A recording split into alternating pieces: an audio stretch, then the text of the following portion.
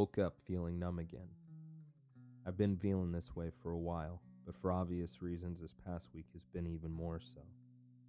It's odd though. It doesn't make sense to generally be unable to feel anything, and then after a tragic event, feel nothing even more so. But that's where I am. Maybe it's just a greater awareness of the nothing. I should be feeling something. Sadness, grief, anger, but I just feel empty. It almost concerns me how blank my internal response has been to the death of my father. I almost feel bad about it. I want to feel bad about it, but I can't. Instead, all I feel is the empty, the nothing. Numb. For months now, we've been sitting in med station family rooms and physician offices watching my father deteriorate in front of us. My father, General Riker Baladan, was a famous war hero and one of the highest-ranking military officers in all of the United Districts. But the once proud and battle-hardened man known to the world was now not much more than a husk whose life was being stretched out by ventilators, breathing tubes, and all sorts of chemical and mechanical interventions. Over the months, as his body continued to fail, we saw more physicians being brought in, all with their areas of expertise, but all coming to the same conclusion. For the general, this was a war he would not be able to win. Now that he's gone, the past week has been a whirlwind of making arrangements and meeting with dignitaries to receive their condolences. Listening to them talk, it seems that they all knew my father much more than I ever had. The man they describe, his valor, his dedication, his resolve, are all very foreign terms compared to the ones that come to my mind. Hard, removed, absent. Throughout my early life, I was treated less like a son and more like a medal for charity, only brought out as a symbol of the general's hospitality to a poor orphan. It's impolite to speak ill of the deceased, though, so for now I sit in silence and listen to them all speak of this incredible man that I never knew. My mother, on the other hand, has always been the kindest and most sincere woman you could ever hope to know. From the time when I was young, she's never treated me as anything less than her own flesh and blood. She was always my comfort when my father would take his displeasures of the day out on me. I could always count on her to be there for me no matter what trivial or weighty matter I was facing. Now, my greatest grief in all of this is that due to my own broken emotional spectrum, I've been so unable to be there for her in return. Today, we'll all wear our finest formal attire for the memorial service, which will be broadcast live so that all the districts can grieve along with us. Each touching tribute will be presented not to us, but to the countless gawkers watching from home, soaking in every opportunity to see the elite in the capital brought low like the rest. In truth, this will not really be a memorial service at all, but a spectacle, parading my mother's pain out in order to humanize the upper class to the common clay, an opportunity to show that we still bleed when pricked. Any disgruntled outlier with even a shred of human decency cannot help but feel some sort of compassion towards the broken-hearted widow on their screen, no matter how strongly they feel about the government she vicariously represents. You know, as my thoughts turn towards our beloved leader and his entourage of phonies, I do start to feel something bitter. My father gave his life for the empire. He sacrificed every day, not for his wife, and of course not for me, but because he was a true believer.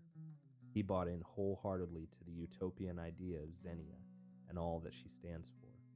He is the reason that I'm an apprentice priest. It was a surprise to many when my path of studies was set, with many assuming the adopted son of the war hero and military genius would obviously follow in his father's footsteps. General Baladan, however, chose to place me under High Priest Grelig, saying that under the leadership of Lord Elin, the day is soon coming when men of war will no longer be needed. The future would be led by men with faith in humanity, not those trained to subdue it.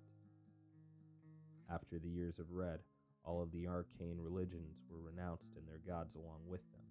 But hearing the praises my father would sing for our great emperor, It seems one of the primitive worshippers had slipped through the cracks. The memorial service went almost entirely as expected.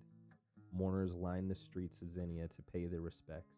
Grelig, my master and high priest in the order of the priests of Xenia, gave a very accurate, if not sterile, summation of my father's life and work. He was followed by the new general of the imperial military, and the man who is probably more my father's son than I am, Vitiel Crator. His speech was directed towards all the men who had served alongside or under my father throughout his long military career. It was very rousing to its intended audience. My father's influence could be greatly seen and heard in every patriotic word Vitiel declared. The only surprise through the entire proceedings came next, as Vitiel took his seat and the last speaker approached the podium, the Emperor himself, Lord Elin and Gelos. To be honest, I partially didn't expect him to come at all. In all the months that my father lay dying in the medic wards, the direct top military advisor to the Emperor never received so much as a message of support, much less merited a visitation. Clearly, the machine my father had fed his whole life into was now far too large to be bothered by the one dying cog. Now, not only had the Emperor taken the time out of his day to attend the memorial service, but was even going to grace us with a few kind words. I braced myself, desperately hoping that the disdain building up under the surface would not boil over and show on my face, only to be broadcast throughout all the districts. I could only hope that, whatever he said, he would be brief. Then, just as he seemed ready to go into his prepared monologue like the others before him, he paused. And then, he wept. Riker Baladan was my friend. There is not another man in this world whom I trusted so completely. During the early years and all the years since, there have been many times that I have felt overwhelmed and stretched beyond what I could take. On many occasions, more than I can count, I told Riker that I wanted to give up, that the weight of the throne was crushing, and that I felt like all of our work was somehow in vain. Every single time, he was the one that brought me back. He was the one that reminded me that what we had done and what we were doing mattered. He was the one that pushed me to keep going. I'm ashamed to say that as his health began to decline, and especially in these last few months when he was confined to a bed, I did not have the strength to see him. Yes, I was busy. Yes, there was always something to occupy my time with. But the truth is, I was scared. I couldn't see my friend like that. I couldn't bring myself to accept what was happening to him. There were even nights when I really began to understand the allure of the old ways, as I found myself silently hoping for a miracle. I kept hoping that the next morning he would be back in his seat at the morning briefs. Because of my fears, I missed out on the last opportunities I would ever have to see my friend again. I am grateful, though. I'm grateful for the time that I did have with my incredible friend. I'm grateful for the encouragement that he was to me in life. I'm grateful for the lesson he is still teaching me, even in his death. Friends, the only time we have is this moment. All we have is this life and the people we share it with. Don't wait for miracles or divine interventions from a relic of the past. Be someone else's miracle. Be that divine intervention in someone else's life. If there ever were a God, don't you think that they would be best reflected in the ways we choose to live out our lives to the fullest every day? If only the gods hold the power of creation, then aren't we each a god in our own right when we choose to create a better life and a better world?